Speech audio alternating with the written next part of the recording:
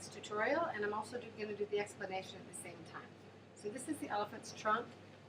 To the right, searching for food, back to the left, then they go forward 1, 2, 3, 4, searching for food. This is the elephant ears, flapping, trying to find out where the food is, and then the trunk reaches down, out, knees together, up.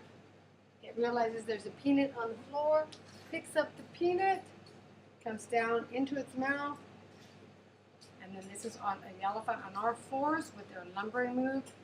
1, 2, 1, 2, 3, 1, 2, 1, 2, 3, all the way until the end of the music. The final bit of the music ends, dun, dun, dun, and then we go on to the next animal. Good luck, have fun with this one.